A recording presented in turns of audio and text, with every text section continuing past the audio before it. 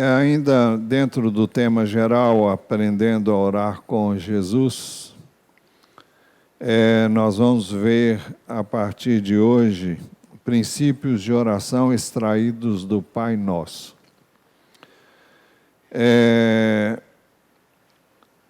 Nós já vimos Mateus 6, 5 a 8, onde Jesus nos deu orientações bem específicas sobre a oração, quando ele disse: quando orarem, não sejam como os hipócritas, que gostam de orar em pé nas sinagogas e nos cantos das praças, para serem vistos pelos outros. Em verdade, lhes digo que eles já receberam a sua recompensa.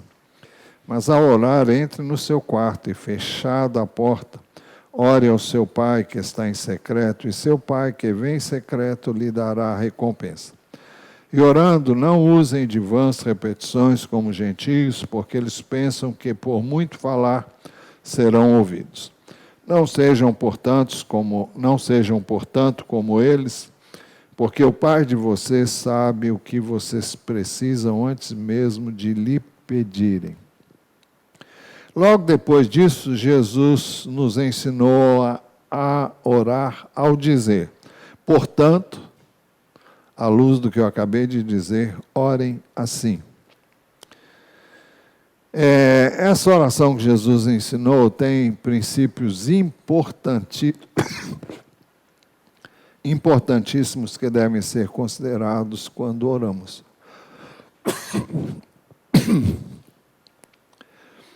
E o primeiro deles é que é óbvio, mas é importante que falemos, a nossa oração, devemos dirigir a nossa oração a Deus, o nosso Pai. Por isso que ela começa dizendo: Pai Nosso. Por que é importante falar sobre isso? Porque tem pessoas, eu já ouvi aqui muitas vezes, pessoas quando vão orar, chama Jesus de Pai, então faz uma mistureba, então não é correto, ainda que ele seja chamado, Jesus seja chamado de Pai da eternidade, é um dos títulos de Jesus, mas isso significa que ele é maior do que a eternidade, e ele não tem princípio de dias, nem fim de existência, mas a Bíblia fala que Deus existe em três pessoas: o Pai, o Filho e o Espírito Santo. E quando oramos, nós temos que saber o que estamos falando, com quem estamos falando, né? Para que não seja só mera repetição de palavras, mas saibamos o que estamos fazendo e com quem estamos falando. Há uma unidade perfeita entre o Pai, o Filho e o Espírito Santo. Jesus fez uma declaração que está registrada em João capítulo 10, versículo 30. Eu e o Pai somos um.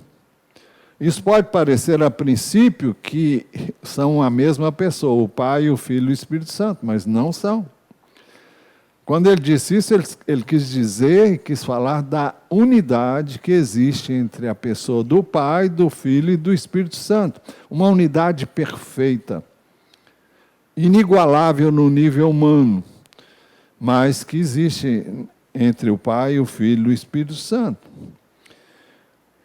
O Pai, o Filho e o Espírito Santo são Deus, mas são pessoas distintas uma da outra.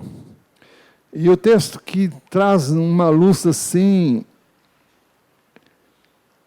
que não traz qualquer motivo, não traz qualquer razão para dúvida, é o que está registrado em João 14, 16 e 17. Jesus disse aos seus discípulos: e eu pedirei ao Pai, e Ele lhes dará outro Consolador, a fim de que esteja com vocês para sempre.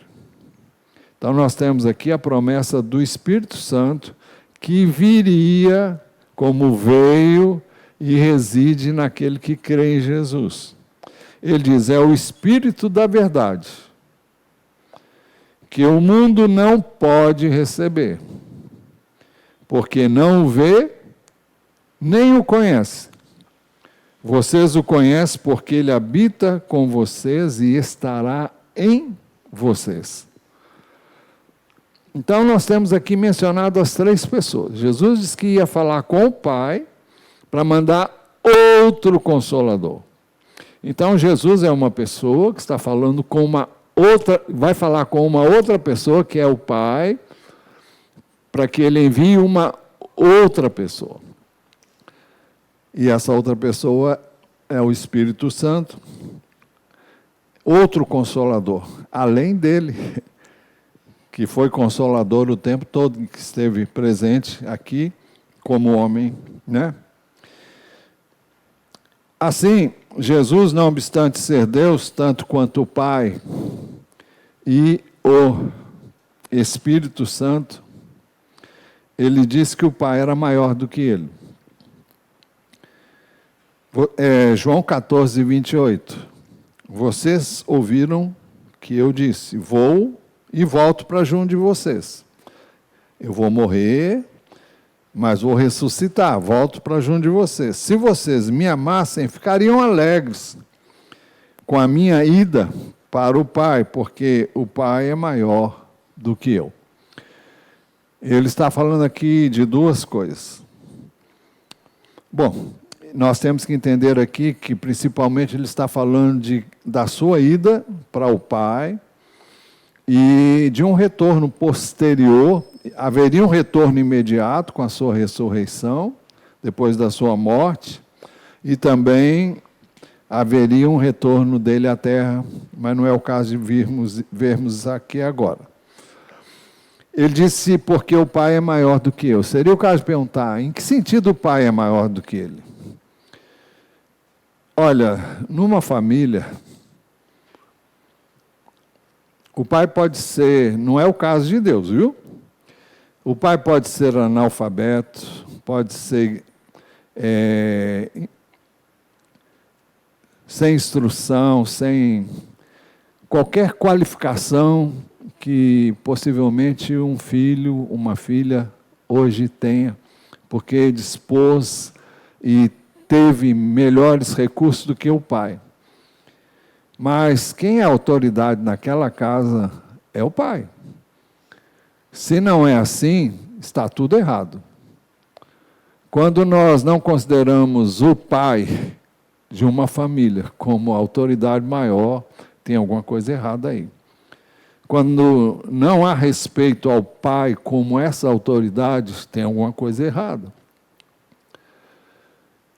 Eu creio, entendo à luz da palavra, que Jesus é tão Deus quanto o Pai e o Espírito Santo. Mas o Pai é o Pai.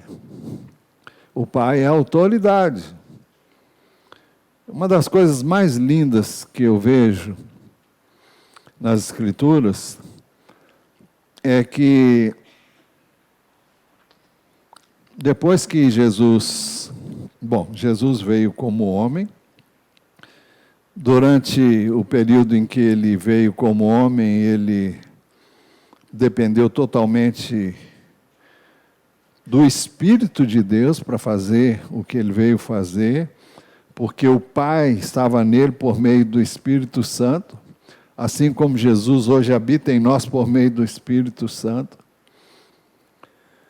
E eu me perdi aqui no que eu ia dizer, mas eu vou me lembrar.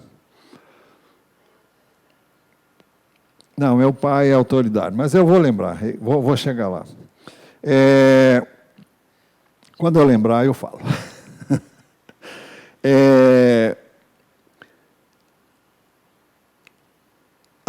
Lembrei. A questão é a seguinte, quando Jesus ressuscitou dentre os mortos, ele subiu o apóstolo Paulo diz que Deus o exaltou sobremaneira e lhe deu um nome que está acima de todo nome, para que o nome de Jesus se dobre todo o joelho, no céu, na terra, debaixo da terra, e toda língua confessa que Jesus Cristo é Senhor, para a glória de Deus Pai. Isso ele fez com Jesus depois que Jesus se humilhou e veio e sofreu tudo que ele sofreu por nós. Então Deus o exaltou dessa maneira. Então Deus colocou Jesus numa posição em que não tem ninguém maior do que ele. Quem deu essa autoridade para ele foi o Pai. E Jesus hoje é Senhor absoluto. Mas o apóstolo Paulo, escrevendo no capítulo 15 de 1 Coríntios, ele nos informa que vai chegar um momento, quando tudo estiver debaixo dos pés de Cristo, quando ele terminar a sua obra em sua totalidade, a morte tiver sido destruída, ele vai entregar a obra dele assim prontinha nas mãos do Pai, e ele vai estar sujeito ao Pai, que entregou tudo para ele fazer. E eu vejo isso aí de uma forma tremendamente maravilhosa. A maneira como o Pai, o Filho e o Espírito trabalham, não há conflito, não há disputa, não há qualquer preocupação em ser mais ou menos do que o outro.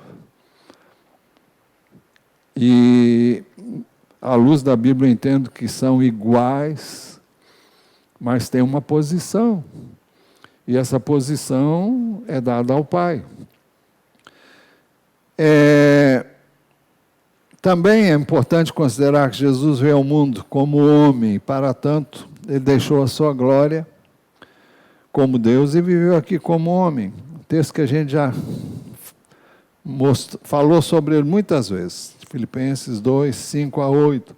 Tenham entre vocês o mesmo modo de pensar de Cristo Jesus. Esse modo de pensar outras versões traduzem como atitude que Jesus teve, atitude de humildade, que mesmo existindo na forma de Deus, não considerou ser igual a Deus algo que deveria ser retido a qualquer custo. Então, quando ele veio ao mundo, ele abriu mão da sua condição de Deus para viver como homem.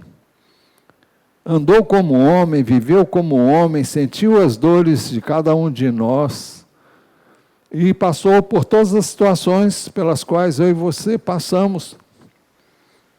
E por situações muito mais dramáticas e dolorosas do que qualquer um de nós terá suportado. O texto diz, pelo contrário, ele se esvaziou, assumindo a forma de servo, tornando-se semelhante aos seres humanos e reconhecido em figura humana, ele se humilhou, tornando-se obediente até a morte e morte de cruz. Então, Jesus como homem viveu aqui na dependência do Espírito de Deus. Lucas 4:1 diz assim, Jesus, cheio do Espírito Santo, voltou do Jordão, isso é, depois de ser batizado por João Batista, e foi guiado pelo mesmo Espírito no deserto. Antes de iniciar o seu ministério, ele teve 40 dias de jejum. É interessante que o texto não menciona oração. E aqui tem um aspecto do jejum que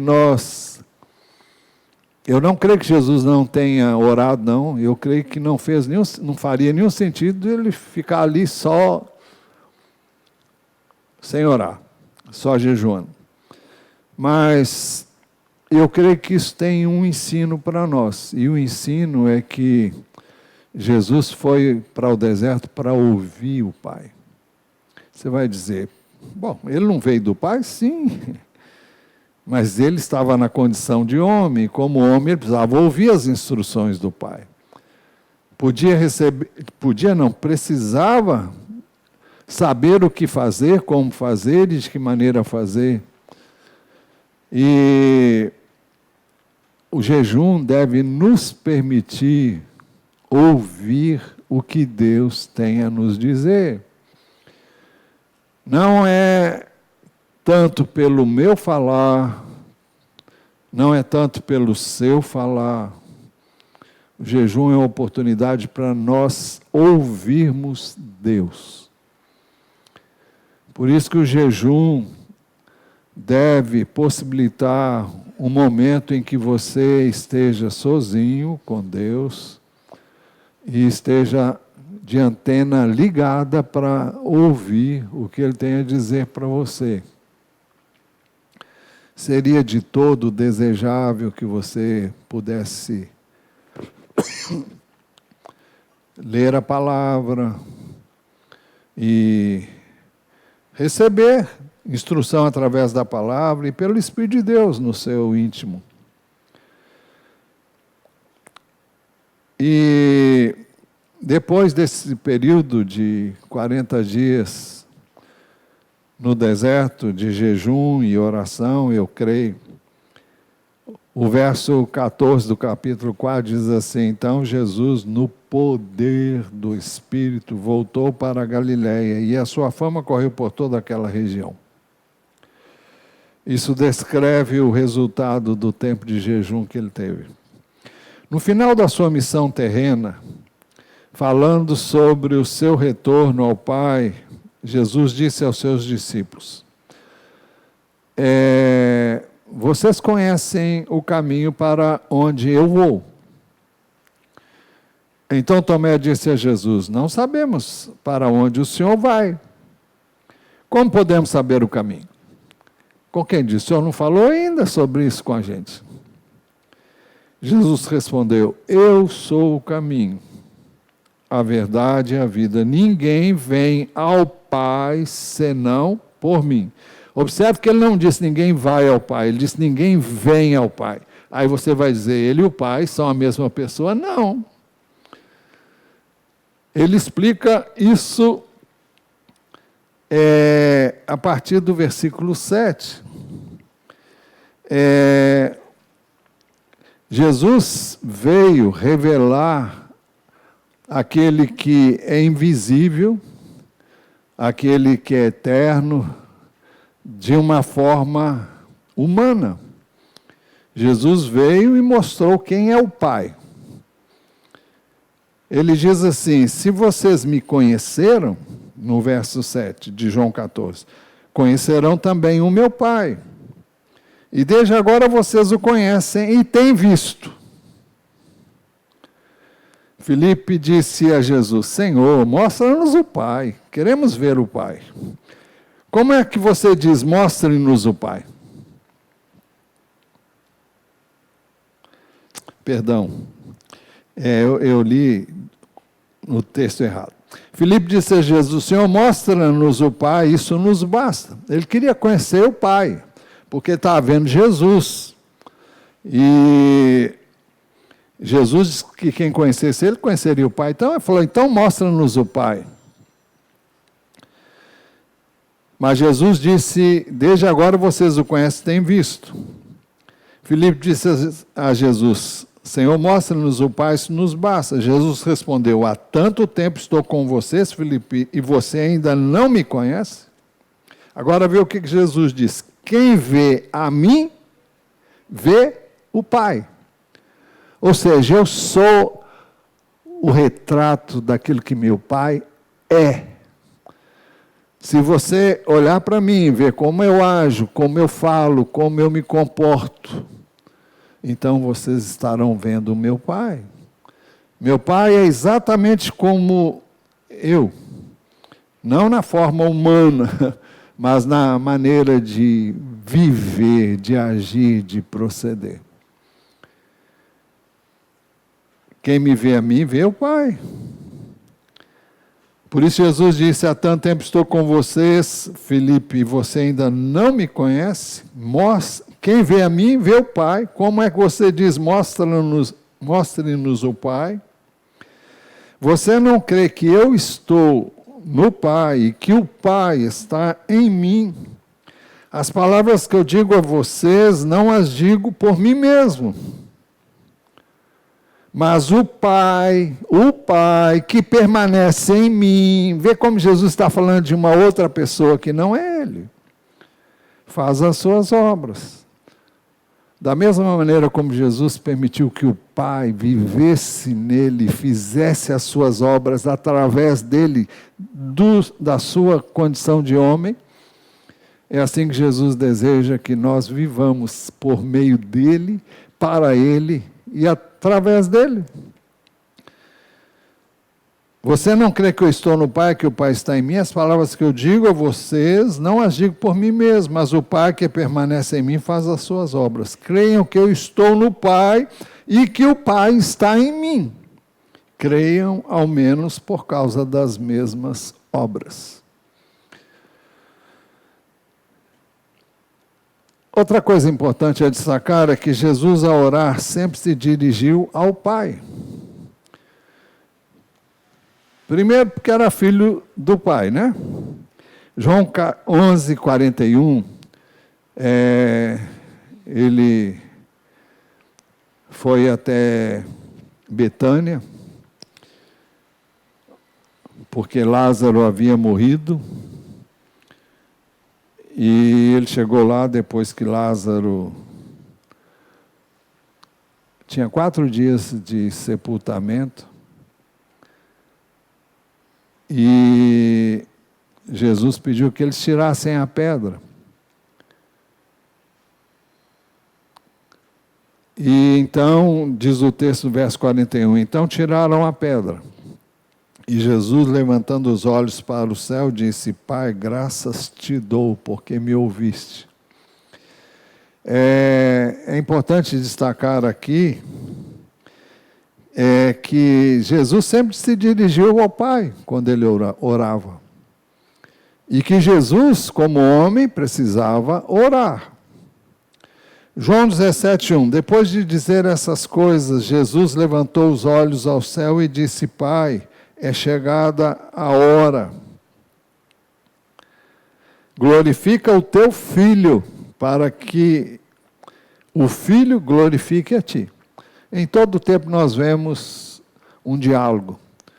Se Jesus e o Pai fossem a mesma pessoa, era a maior encenação da paróquia.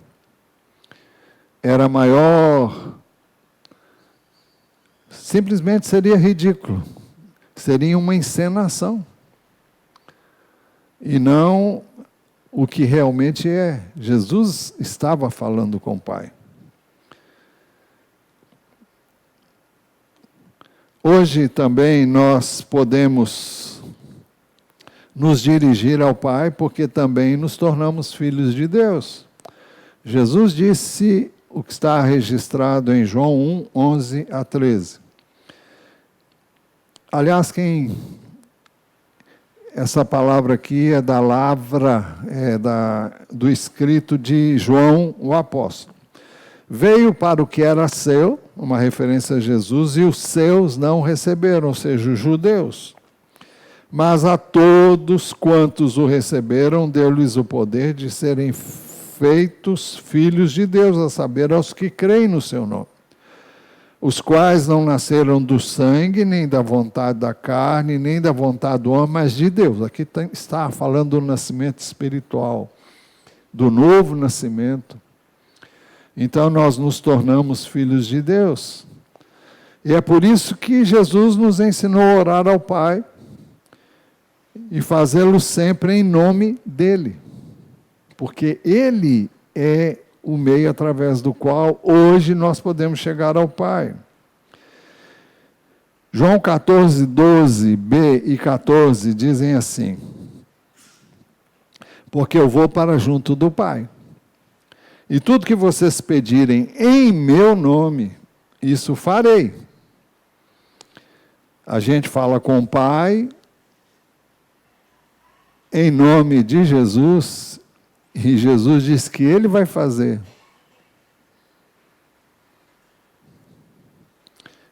Pode parecer confuso para você, mas como é que Jesus faz as coisas? Através do seu Espírito. Isso é algo bem mais profundo, mas a Bíblia diz que o Espírito é o Senhor. 2 Coríntios, capítulo 3, versículo 18. E todos nós contemplando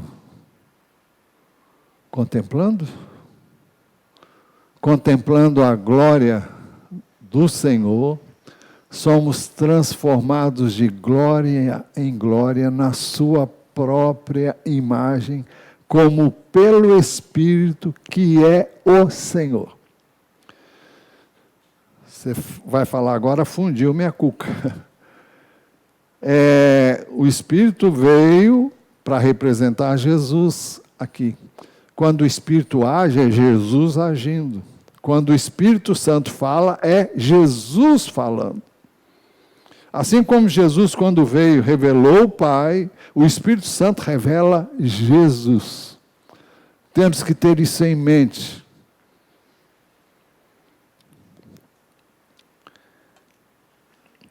João 16, 24 a 27.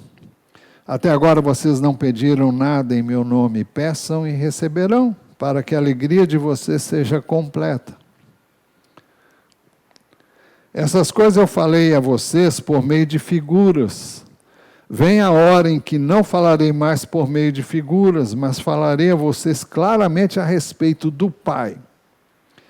Naquele dia vocês pedirão em meu nome, e não lhes digo que pedirei ao Pai em favor de vocês, porque o próprio Pai os ama, visto que vocês me amam e creem que eu vim da parte de Deus. Então nós pedimos em nome de Jesus e somos ouvidos por causa do nome de Jesus. Isso se tornou possível depois da morte e da ressurreição de Jesus. Dos textos que nos trazem mais luz sobre isso foi quando Jesus ressuscitou, e uma das primeiras pessoas para quem ele se mostrou, ele se revelou ressurreto, foi para Maria Madalena. Então, finalmente, ela entendeu que era Jesus, então ela se prostrou diante dele e segurou seus pés. Jesus disse: não me segure, pois ainda não voltei para o Pai. Vá, porém, a meus irmãos e diga-lhes: estou voltando para o meu Pai e Pai de vocês. O meu Pai e Pai de vocês. Primeiro, pois ainda não voltei para o meu Pai. Vá, porém, a meus irmãos. É a primeira vez que Jesus se refere aos seus discípulos como seus irmãos. Estou voltando para o Pai e Pai de vocês. É a primeira vez que ele também fala isso. É claro que ele ensinou-nos a orar o Pai Nosso, mas é a primeira vez que ele diz isso de maneira clara. Por quê? Porque ele já tinha morrido pelos seus discípulos, já tinha derramado o seu sangue por eles, já tinha salvo, e quando ele vai encontrar os seus discípulos, ele vai soprar sobre eles o Espírito, e ele vai dizer: recebam o Espírito Santo. Ali ocorreu o novo nascimento que eles não tinham, e ali eles receberam o Espírito de Deus como habitação. Depois o Espírito veio sobre eles no dia de Pentecostes de uma forma sobrenatural. Sobrenatural, tudo que Deus faz é sobrenatural. Mas de uma forma mais intensa, que cabe numa outra mensagem que não agora. Então, hoje nós somos filhos adotivos de Deus por meio de Jesus, por isso podemos chamá-lo de Pai. Romanos 8, 14, 17 diz: porque todos que são guiados pelo Espírito de Deus são filhos de Deus. Os que têm o Espírito de Deus vivendo neles são filhos de Deus. Aos que creem em Jesus, Deus concede o Espírito de Deus, que é o Espírito de Cristo. Também. Possivelmente, em outra ocasião, a gente entra em mais detalhes. Pois vocês não receberam um espírito de escravidão, que os escravize para novamente temerem, mas receberam o Espírito que os adota como filhos, por meio do qual clamamos, Abba, Pai. Então, ao nos tornarmos filhos de Deus pela fé em Jesus, nós recebemos o Espírito de Deus. Nós nascemos de novo e nós podemos chamar a Deus de Pai. Abba, Pai. Abba é pai em aramaico. E depois, pai é a tradução do termo grego que equivale a pai. O próprio Espírito testemunha ao nosso Espírito que somos filhos de Deus. Se somos filhos, somos herdeiros. Herdeiros de Deus e co-herdeiros com Cristo. Ou seja, nós herdamos com Cristo. Nós vamos participar de tudo que Jesus tem. Vamos viver com Ele, vamos estar com Ele eternamente. Vamos participar de maneira plena na eternidade do seu reino. Se de fato participamos dos seus sofrimentos, para que também participemos da sua glória. Gálatas 4, 6 e 7 diz assim: e porque vocês são filhos, Deus enviou o Espírito de seu Filho ao nosso coração. E este Espírito clama, Abba, Pai. Assim você já não é mais escravo. Escravo de quem? Do pecado. Porém, filho. E sendo filho, também herdeiro por Deus. Eu preciso ver o que eu tenho para dizer ainda, acho que vai dar.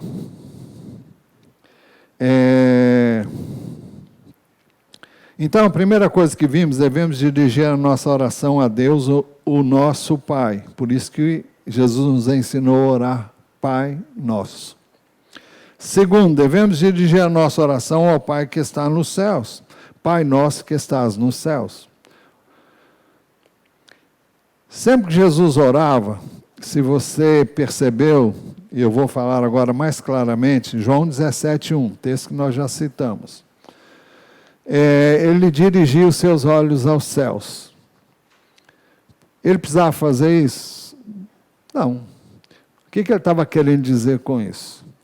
Depois de dizer essas coisas, Jesus levantou os olhos ao céu e disse, Pai, é chegada a hora, glorifica o teu Filho para que o Filho glorifique a ti.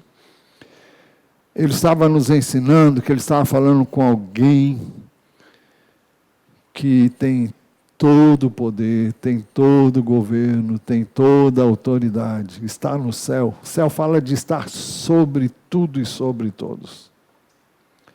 Fala da grandeza de Deus, do poder de Deus. É com esse que ele está falando, é a esse a quem ele se dirige.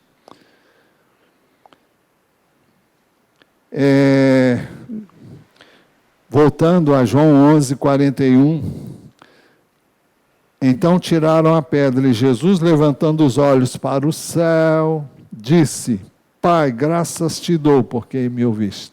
Jesus sempre que orava, em público, ele estava com os olhos, olhava para o céu. Por isso nós oramos, Pai nosso que estás nos céus, ele nos ensinou. Marcos 6:41, e Jesus pegando 5 pães e 2 peixes, queremos ver isso à noite, com a graça de Deus, erguendo os olhos para o céu, os abençoou. Então, os céus falam da posição que o Pai ocupa acima de tudo e de todos. Salmo 103:19 diz assim, nos céus o Senhor estabeleceu o seu trono e o seu reino domina sobre tudo. Então os céus apontam para a grandeza, para o poder e a transcendência de Deus. Segundo Crônicas 6:18 e o 21b desse mesmo capítulo, Salomão está dedicando o templo ao Senhor, o templo que ele mandou construir, e ele, na dedicação do templo, ele diz assim: mas será que de fato Deus poderia habitar com os homens na terra? Eis que os céus e até o céu dos céus não te podem conter, muito menos esse templo que eu edifiquei. Então, veja, ele está reconhecendo que Deus é de uma grandeza indescritível. Ele diz ainda: ouve do lugar da tua habitação, dos céus, ouve e perdoa. E aí ele continua a sua oração. Os céus são a habitação de Deus nas alturas, mas é admirável que Ele viva também em nós. Eu confesso para você, é algo que transcende todo o entendimento humano. Como é que alguém com tamanha grandeza pode também residir em mim, pobre, miserável pecador? Isaías 57:15 diz assim: porque assim diz o alto, o sublime, que habita a eternidade e cujo nome é santo. Habito no alto e santo lugar, mas habito também com contrito e abatido de espírito, para vivificar o espírito dos abatidos e vivificar o coração dos contritos. Isso no contexto do Velho Testamento, hoje nem se fala, né? Deus habita no mais alto e sublime lugar. Fala da sua posição. Mas Ele habita também com aquele que se prostra, se curva, se humilha. Por isso que o tema desses dias de jejum e oração é: humilhai-vos diante do Senhor.